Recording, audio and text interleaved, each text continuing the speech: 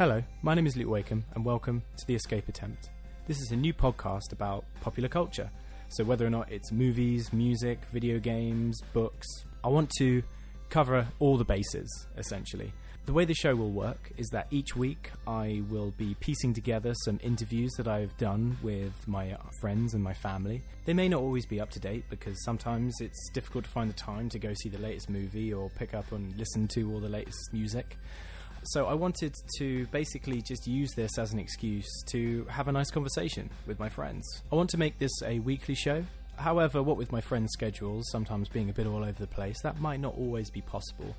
But I will do my best to keep it going. Sometimes things might get a little bit random. Some of the conversations we have may be about all kinds of different things. So coming up this week, we have an interview with Ben MacGyver. We're going to talk about Harry Potter and Star Trek Beyond, the new Star Trek film. I also have a conversation with Jessica Gallagher. We're going to talk about books and Buddhism and all kinds of zombie moths for some weird reason. And so here we go. I hope you enjoy it.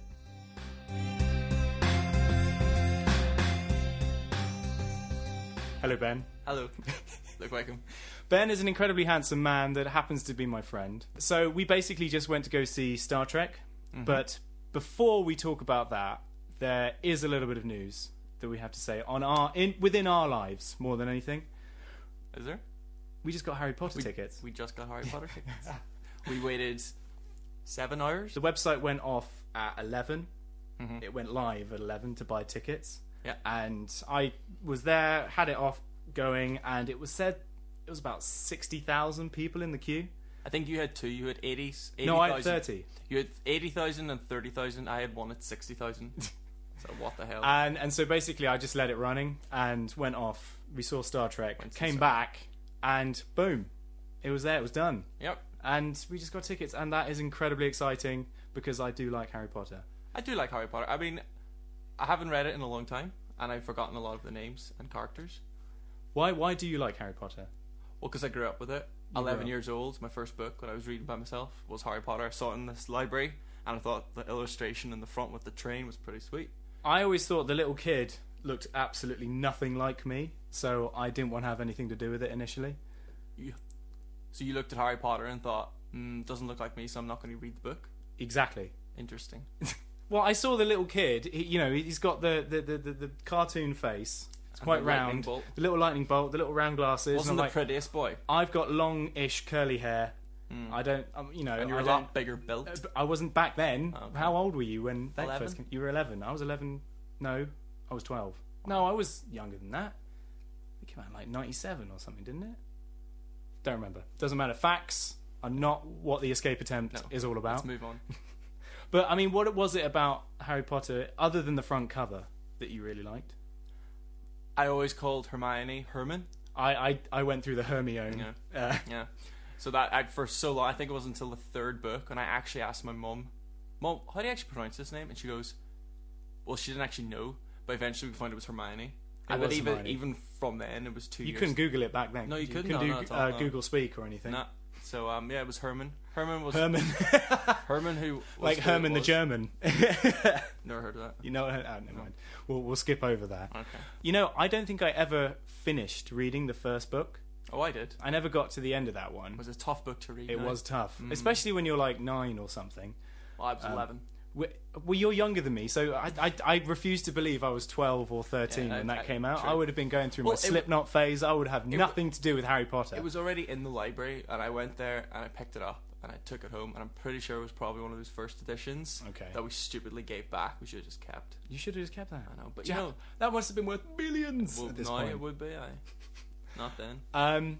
Well, I remember getting the second one and reading it on holiday, and I thought, yeah, that was a fun read, but nothing to get special about. But it was only when The Prisoner of Azkaban came out that everyone was going nuts over it. Yeah. Do you remember? I was at school. I don't remember. The first one I remember properly getting, apart from the first one, was The Goblet of Fire, and I just remember sitting in my house waiting for it to come that morning and seeing the bloody size of it and going, jeez. I remember seeing the size of it, and half of me was like, bloody hell, have I got to read that? And the other half of me was like, oh my god, it's going to take ages, it's going to be amazing. But no, ever since then, I was always a big fan of the Harry Potter books. You get into it, and you're at that age where you think, oh, it's all pretty sweet. You do kind of grow out of it, but then when things like the films come out, then the play comes out, it gets you all, psyched up. Like Pokemon. Pump for the... just like Pokemon. Everything's coming back. The 220-somethings. Pokemon's coming back. Harry Potter's coming back. Blink-182's back. Oh my My God, Chemical you're right. Romance is coming back. You're absolutely right. This is like the comeback time, really, isn't it? What is it called when it's like a time warp? A time warp. Is that what it's called? It's just acted. You mean like the dance from the Rocky no, Horror no. Picture Show? Twilight Zone. You Where you no, Where I you're like- I know, everything's just, we feel like... Remember a world between Circa sight and sound. 2002. It is feeling like a bit of a throwback. Yeah. It's making me feel young again. What was it someone said? The woman, I think, said, it's because we've run out of ideas. So we're just rehashing everything else. True. I mean, we've got a new Jason Bourne film Oh, Jesus. coming out. We just saw another Star Trek film. That's been going since the 60s. That's cool. But I know, I remember really liking getting to the end of the books. I never was one of those people that stayed up all night reading them. I savoured them a little bit. No, I Most of the didn't. days you'd sit there and you'd read a couple chapters and you'd be like, oh, I want to get back to Harry Potter. Well, I found out when you got older, it would be, say we would come out on a Friday, for example, and you would want to get through it as fast as possible because you'd be going out to the pub that night, and you're like 16, 17. The pub? Oh, the last couple books. Yeah. Right. Okay, right. But you knew you had to get it all done before you went to that pub that night because there'd be some CUNT that said, "Oh, this is what happened," and you had to get it in you. Yeah. So that's what You I had to did. get it in you. But then I just went through it so quick, and then it was only after I'd had the time then to actually really absorb the book, I'd reread it. Okay. Fair enough. Did you ever, play any of the games or listen to the audio Nah, books, my brothers or- had the PlayStation stuff, and they played all the No. games. I'm not a video game guy. But you are super jazzed about the new play, the Harry Potter and the Cursed Child coming out. Exciting. Exciting. People say it's good. You've read Well, the script. I read the script. Keep the which, secret. Hashtag. which I'm fully regretting now. Okay. I only read it and picked up the book because I genuinely thought I was never going to get tickets for this. Yeah. I know that they've, tickets are going all the way through to December 2017, but I mean that's next year. Yeah. But still, there's a part of me was like, nah, I'm never going to be able to get tickets. Yeah. But now I've got tickets and I've spoiled it for myself, so I'm raging. But no, from reading the script, there's a lot of visual stuff in there. I know that there's a lot of visual stuff, so I'm looking forward to seeing how they do magic on stage, Partly they special had- effects, They had oils. oils. They flew about. Oh, owls. Yeah, they had. That's that Irish accent. Yeah, they had oils in the first few shows, and then they thought, in health and safety reasons, they got rid of them. So Really? probably, yeah. Well, they would have probably been pooping all over the Well, audience. I guess they were trained oils. It's true. Okay, don't feed them any asparagus or anything. Or, Oils eat asparagus. I don't know. That's if they weed. I don't know. That would be weird, wouldn't it? Really? Do oils piss like from the sky? Well, like a sure bird? they have to. Well, I don't know. Well, they've got the They same seem a bit type cleaner of- than pigeons. I imagine they would sit in the nest, do their business, and go fly off again. Or maybe it's just a combination thing. Maybe it's just all in one. That's why they're so runny. Right, moving on from pigeon poo, because that is a rabbit hole I do not want to descend down. The only thing we can say is that, yes, very excited and very looking forward to Harry bet Potter it- and the Cursed Child. It'll be a bit of crack. It's going to be major crack. Moving on to Star Trek Beyond. Now, Ben, first question. Are you a Star Trek fan? And how far does that fandom go back? No.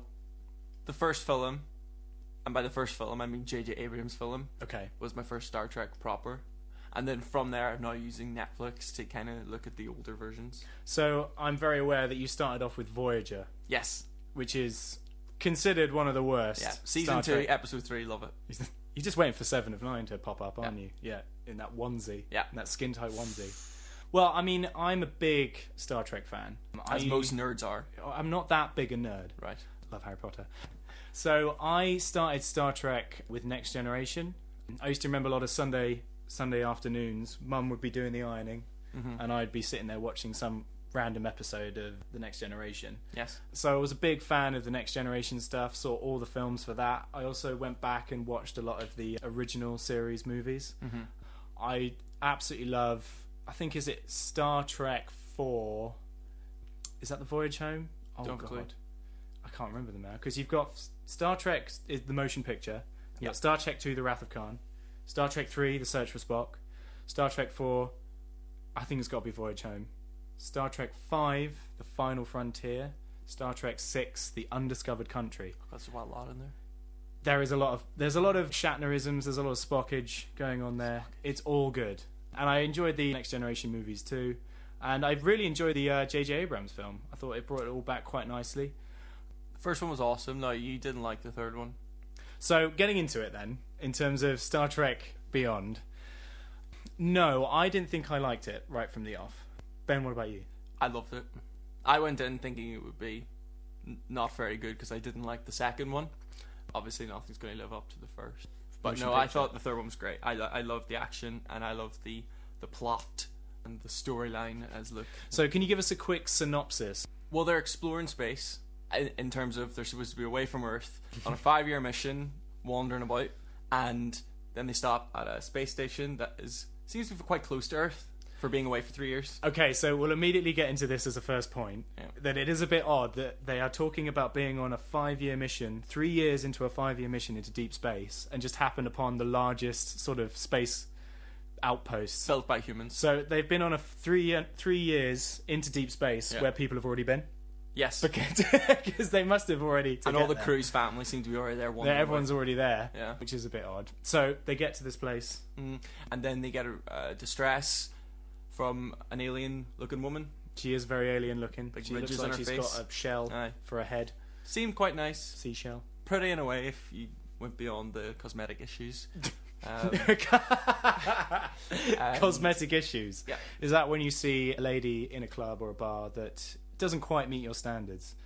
She's got cosmetic issues. And they go through an unexplored nebula, which apparently has everything else in it. It's just got it's got lots of rocks flying around. It's got lots of planets in there. Yeah, got in there. Had a few wee fights with the aliens, and then Well, they have to get off the planet. Yes. Really, and then shenanigans happen. shenanigans galore. Shenanigans. So why, outside of things like the plot, what else did you like about this film? I'm not like Luke or other film aficionados. I just want to let you go Shut for up. that. Aficionados. Aficionados. When it comes to films, I will watch a film and I'll go, "Ooh, that was good," or grand," or "I liked it," Okay. and that's about the extent of my opinion on it. Lucas, however, likes to talk about how the music responds to the feelings of the woman while she looked at No. the man in his eyes. And So you're taking this way out of proportion. I'm not that ridiculous. No, But let me tell you why I didn't like this film. plot. It's too plotty. Okay, so I already told you this. Yeah. In terms of story, I felt the story was mediocre. I mean, it felt like a Star Trek episode. There are various episodes where some people get stranded on a planet and they have to get off because some nasty guy is attempting to do something. Yeah. So that's pretty standard Star Trek affair. But I felt this film really did suffer from too much plot.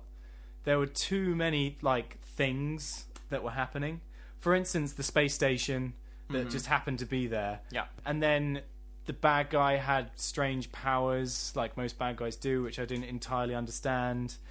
The bits, at one point, the crew all get split up. Yeah. And obviously they have to work to find their way back together. And I didn't feel like all the different stories gelled very well. They were just I was there watching Spock and McCoy doing something or other, and then suddenly snap back to Kirk doing something, and then suddenly over here with Scotty doing something. It didn't gel very well. I felt that the J.J. Abrams ones, the first one and the second one, they at least had a good flow. Right. They flowed through the story, and then the plot is, it was just there to keep you engaged and propel the story. I felt this was just the other way around. That the sort of the story was there just in a sprinkling of story, but we were mainly there for the plot and things And the action. just happening. Yeah. It is an action film, and they have an action director in the form of Justin Lin, Fast and Furious. Fast and Furious director, from Tokyo Drift up to the 6th one. I think he did all of them because they got James Wan to do the next one. But Simon Pegg wrote some of the stories. Is that right? Well, he's got a screenplay credit along with some other dude called Doug. I feel like, Simon Pegg is a good writer. He wrote, Hot Fuzz and Shaun of the Dead, and he also wrote that other film with Nick Frost called Paul. About the alien? Oh, the You've alien. seen that one? I like It's that quite a one. fun In the film. camper van. Yes. Yes. Yeah. I like that. I just felt, though, in a way that this it jittered. It kept bouncing from place to place. It didn't have any flow. Yes. We also saw it in D-Box. D-Box. This is the first time. Cineworld? Yes, at Cineworld. Yeah. This is the first time I've ever been to a D-Box film, and basically it's where you're sat in a chair that vibrates and tilts and moves around. But in relation to the story, it doesn't just randomly do it. Well, As you're flying, it feels like you're tilted. that was the cool bits, I thought, that whenever you saw a shot of the Enterprise moving or tilting or banking to the right, the chair would move you slightly to that direction as well. So it felt quite cool. However, there were a couple of times when it felt a bit weird. Well, it would just jitter and shake because every time someone jumped or punched someone, Ben just punched me. Yeah, you just feel like you're constantly Jittering all over the Yeah. place. It did get a little bit, like in the fight scenes or the big swarm of ships that you see in the trailer, when they're hitting the Enterprise, it was just like on your back, and I did feel like my spine was being turned into powder. Yeah. But I feel overall it was a relatively exciting film. It had good bits to it. I just felt that I could never really get engaged too much in it. Not like, because I found the first two new Star Trek films, they had a very emotional core to them. Like, the very beginning of the first, the 2009, was it 2009? The J.J. Abrams Yeah, one. 2009. When you got Kirk's dad crashing the ship into the bad Heart-wrenching. guy. It was. Yeah. I felt really emotional for that, and the score is awesome, so I was really into that. And I felt that there was enough of that in the second one as well. I mean, a lot of people have a go at the second one, Into Darkness, but it at least has a flow, and it's got some good wow moments, and it's got some good emotion in it. This, I don't think, ever settled on the characters long enough for you to give a damn about them. It didn't ever generate enough emotion. Well, it was mainly focused on characters that we'd already maybe built a relationship with in the first and second films. I feel like they were resting on that. They were like, right, we've got all these people that everyone know. They've known them since the 70s or whatever from all those other films. There's so much lore and mythology behind this that we don't need to focus too much on character. And that's where I felt like this went down a bit. Because it just decided, like, right, we're going to put action first and foremost. But to be honest, there wasn't a massive amount of action. You had a bit at the beginning, then it kind of lulled, but then you had your exciting bits at the end. And another thing, it might have been the 3D-ness of it, because we went to see a 3D showing, but I felt it was so dark. There were times when I really couldn't see what was happening. I noticed that, actually. I thought it was very difficult to see the action happening, especially when they were in the forest and running about and stuff. And the bit on the Enterprise at night. There was one point where the screen was total black, yet things were happening. There was a punch-up happening. I took my glasses off to see if that would improve things, because 3D movies do darken, but it's like by 30% or something stupid. Fascinating fact. I just made it up. 30%? Made it up, the fact. I felt that, as I was saying, not enough flow, not enough action to justify it being only action, not enough character. But at the end of the day, not a horrible film. So I will see the film again. You will see it again. Oh, will I? Okay. Not in the cinema, but when it comes back, when it comes on Netflix or Okay, what else? you'll watch it again, just stream as a casual thing. Yep, get the woman to watch. So, it have you got anything else to say, or are you okay to give a rating out of 5 stars? Rating out of 5 stars. Nothing else to say. I would give it a solid 3.9. 3.9. Yeah. Can't it just be 3 or 3.5? 3.9 is pretty much a 4. But not quite a 4. Okay, so Ben is giving it a 3.9. I didn't realise there was rules involved in Well, starring. hang on a minute. It's usually like on the star or half a star. Says who? Well, I don't know. Me. Okay. Well, by going by his logic, I'll then say a 4. You're going to give it a 4? Well, no, I was giving it a 3.9. Okay, But you said it had to be halved. okay, Ben, it's a 3.9. Just so he can be difficult. No, not difficult. I am going to give it a 2. Yeah, I'm going to give it a 2. I was thinking about 2.5, but I mean half. A lot of people would say, "Oh, that's bad. Get out. Just don't see that film." But I don't know. Maybe I would consider it, like, if I give it a rewatch, and if it was a bit lighter, if I could actually tell what was going on. I don't think you could ever say don't see it if you've seen the first 2. Oh yeah, You have to see it. if you like Star Trek, then you'll find something to enjoy about this. And I do like Star Trek, and I got 2 stars worth of enjoyment out of it. But it was just not a film that I was absolutely buzzing while I was walking out of. I was like, I want to go home now. Have a cup of coffee. So I'm done. Made the coffee. I did make the coffee. It's a bit cold. Ben complained the entire way. I made him a lovely coffee with frothy milk and everything, and he said, this coffee is bad. No, I expected espresso. That's why I said no milk. Well, I was Then it making came you... to me in a full cup with loads of milk. I was and making you a latte. I didn't know this. I thought it was an espresso. It's just a It was an normal- espresso machine. It was an espresso machine, but I was frothing the milk. I had the little frother thing that was going... bzzz. I was too busy building my vape. He was vaping in the corner. Okay, well, thank you, Ben, for coming along and doing a random recording. Nay bother. Knee bother. Love it. Aye. Okay, thank you. Goodbye. Bye bye.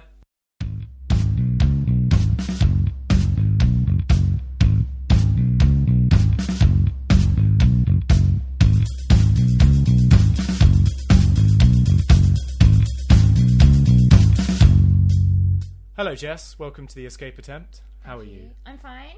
I would say how are you, but I spent the evening with you, so I don't really need Already, to ask. yes. Yeah, he's fine, by the way. Pleasantries out the way Yeah. and everything. But Jess, you are here to talk about books. Yes. You are a book fan. Yes. Fan of the books. Yes. I know. Yes, I am. Care a little to bit. elaborate further? I am or a little bit. I eat books literally or figuratively? figuratively. Okay. I spend a lot of money on books. You do. It is scary. Only today did you come through my door with, how many is there? 1, 2, There's 3, 6. 6 books. I got 6 for £15, which is a lot for very little money, and you feel like you need to now stage an intervention. Well, which- okay, so this leads me to my first question of how on earth are you able to read books so quickly? Like, I have on the way to work. It takes me about 40 minutes. yes. So I have over an hour and a half every day to read. Mhm. And then before I go to bed, I read as well. So Okay. I get through about 2 in a week. But, I mean, aren't you distracted at any point by people on the tube? Like, if there's a guy opposite you picking his nose, or if there is just an odd-looking human, aren't you suddenly like, oh my god, I can't do that. I can't read anymore. I've got to look at this guy. No, not really, because I put my earphones in Okay. and I just zone out. You're totally If there's oblivious. something like a massive moth flying into my face, Now, okay, so that would destroy me. Literally destroy me. Not figuratively. That would Oh my literally gosh. destroy me.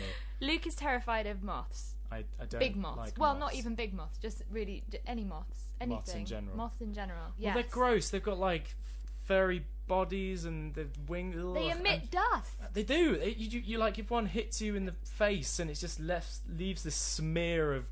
They're magical. Awful. They're magical. So there was quite a large one on the tube on the way to work this morning, and it flew into my hair. I mean, Luke doesn't want to know any of this because internally he's probably screaming.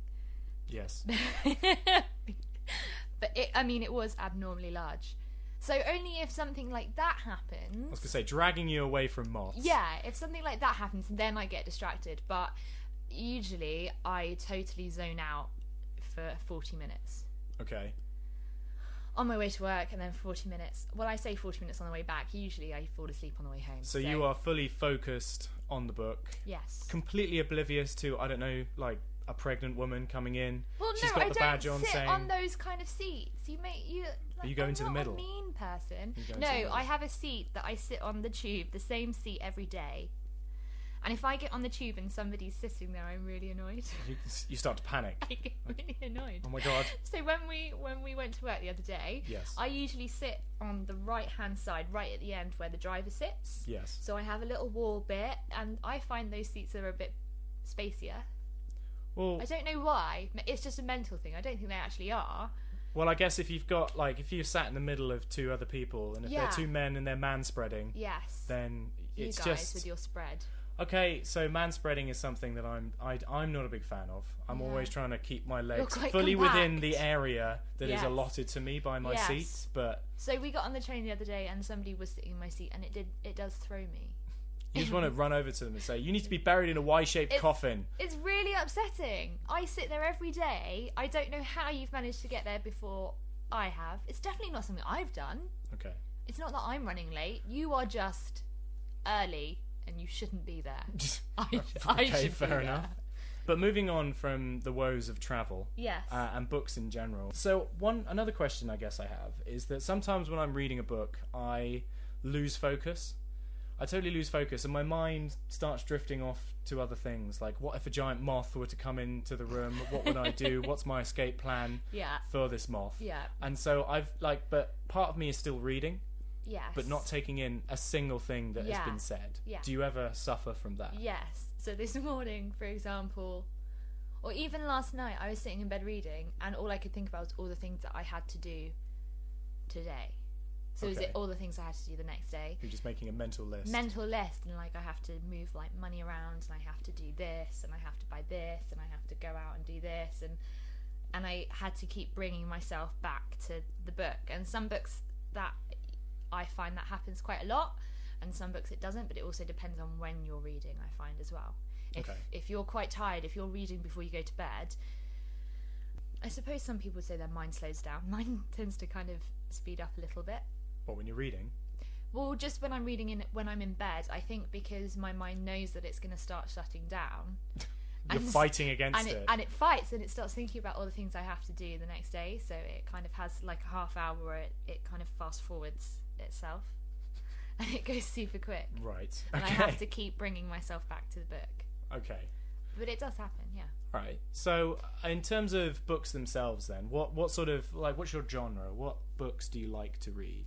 Everything. Everything. You literally devour everything. I Figuratively, I'm afraid. I think the only thing I wouldn't read would be zombie apocalypse books. So you have a thing against zombies, don't I you? don't like zombies. What is it about zombies? I They're blame good, it. wholesome family fun. It's disgusting. They're disgusting. And I blame it completely on Stephen Fry, because I watched an episode of QI and Stephen Fry said, and we all know that whatever he says on QI is completely, it's gospel. Well, that's not actually true, because It they is. had an episode where they talked about how their facts. Well, it was are a disclaimer, but a I disclaimer. think it was that this episode that I'm talking about was prior to that, where he was talking about there was some kind of pufferfish somewhere, like Haiti or Hawaii or somewhere, and Hawaiian pufferfish. yeah, and it brought this guy back to life. So he said that zombies were real, and I've got quite an overactive imagination, being a drama student, and so I'm then going, oh my god, there's going to be a zombie apocalypse, and I don't need think a plan. Anyone's ever used that as a plot for a movie, a zombie movie, or a zombie No. book. That No. a pufferfish brought somebody back to life. No, it's So not as I very was- exciting. As I was saying, QI did have that episode where they were saying that a lot of their facts are disputed over the years, and Yes. they had a little graph that saw the fact drop off. It might be one of the facts that So was just disputed. I don't even know where this zombie things come from. I think they're gross. I think they're gross. Okay. And the idea of a zombie apocalypse makes me squirm so much. And you're like astounded by the fact that I don't like moths. Yeah. It's the same thing. Well, no. because Zombies, zombies. moths. No. What about a because- moth zombie? We'd both be dead. If We it just wouldn't busted through the window survive. right now, I would just die, and I think you would just die. I think I'd be pretty cool. We'd both evaporate. I'd be fine. You'd Done. scream. Yeah. And run. Just No, be done. I know it's an irrational fear, but I don't like them. I think that's the only kind of book that I wouldn't really read. Okay. So, have you read a book recently that you want to talk about? Something that you want to review, rate? When you said this to me this morning, I panicked because Well, you go through like I a go 1,000 through books so a day. many. I know, but I think there's one of Pick those things one. where you read them. Sometimes I find myself reading without actually reading, if you know what I mean. No, I have no idea what you just said. So you read, but you don't actually take in anything that's happening. Oh, okay. Like I said earlier about your mind's thinking Yeah. about other things. So I'm pretty sure that's You how do that I, in the entire span of a book. I'm pretty sure that's how I get through at least half the books I've read in my life. So someone will say to you, "Oh, Jess, I saw you reading that book I've read. It was amazing. What about Jeff when he pulled Yeah. the spoon out of that zombie's face?" Yes. And you'd be like, "Well, I wouldn't have read that book. I wouldn't It's have a read zombie that, so book," I but don't know. You would have been like, "I have no idea who Jeff was." Yes. Okay. Yeah. So books I've read recently. Just one. So I've read a couple of books on the Dalai Lama, which have been really cool. So this was another one of my FOP hauls. Just all the books by the Dalai Lama.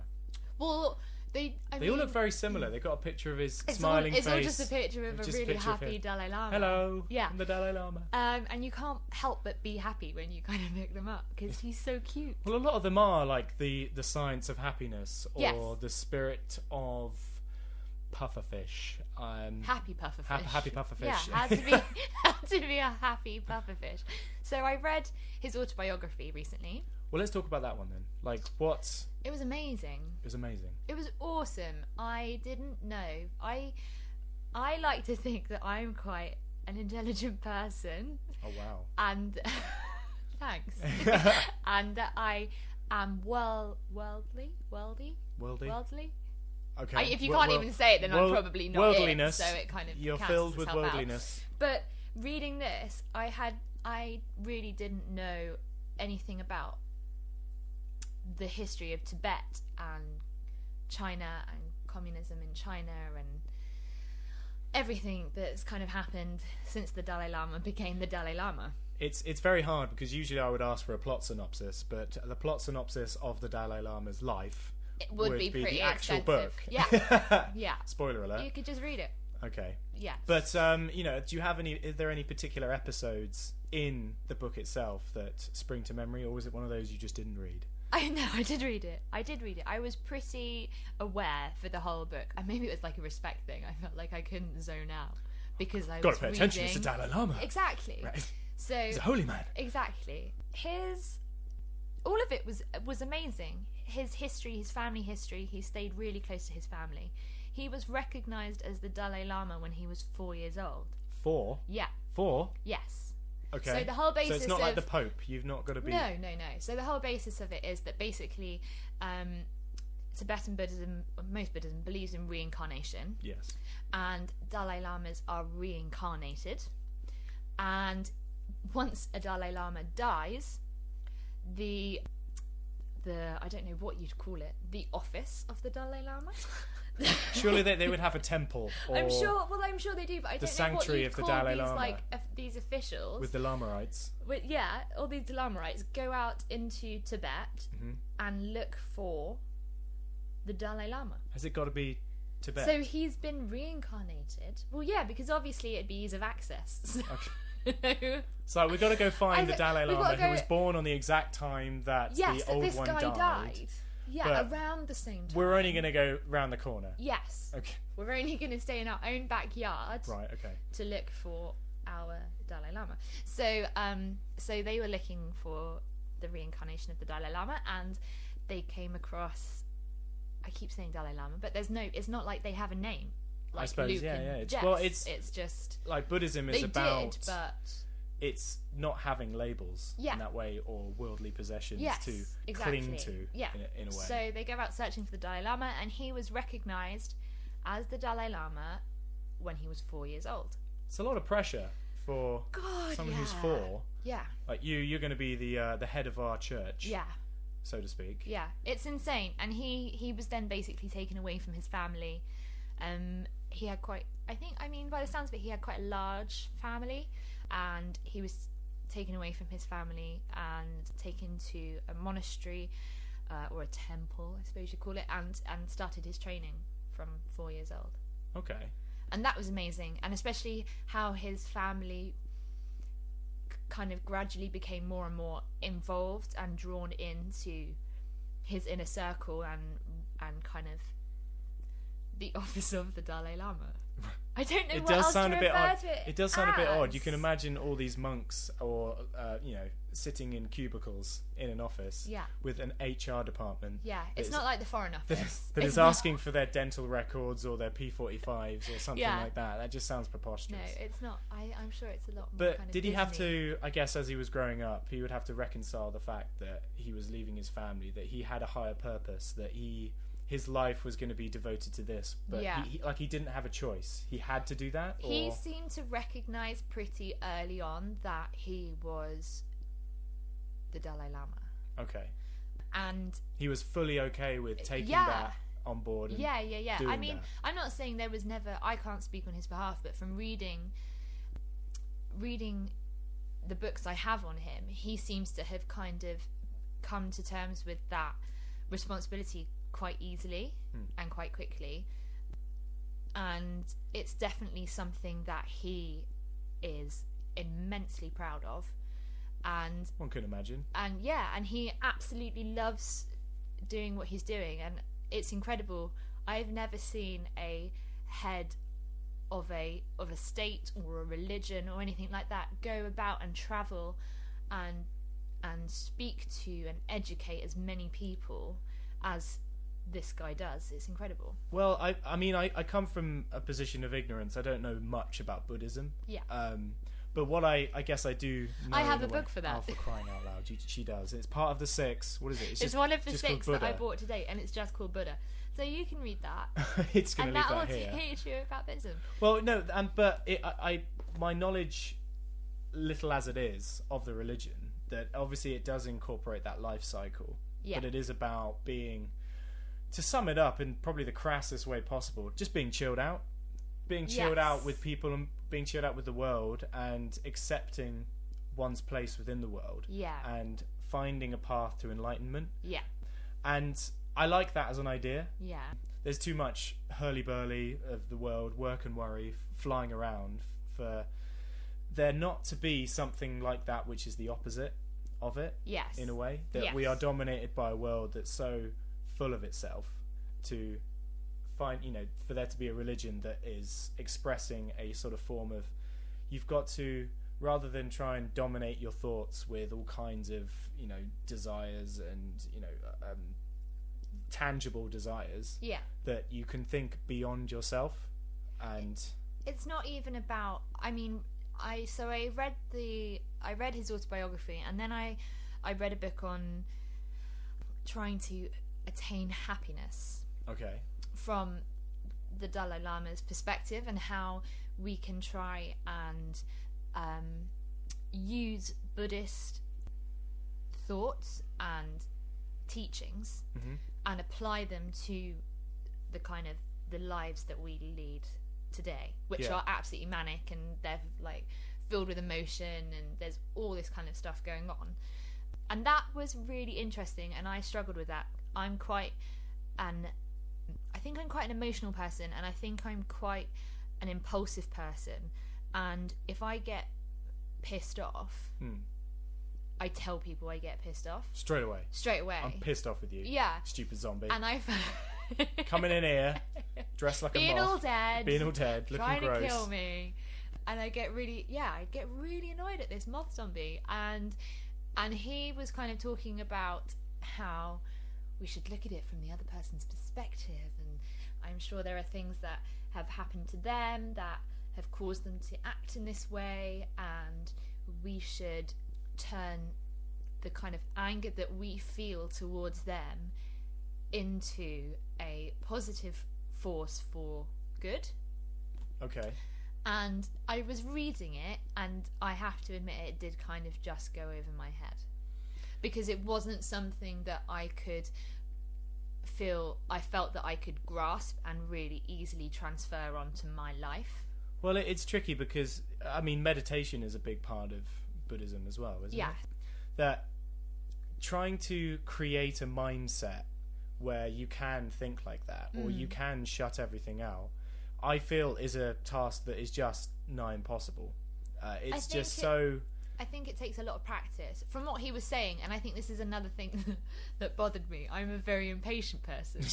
And so... This meditation isn't working! So- Sat here for 3 minutes and nothing has happened. Yeah, and if I read like a book like this, I want to have something tangible that I can apply to my life, and that I can see something happening straight away. You get a llama chip.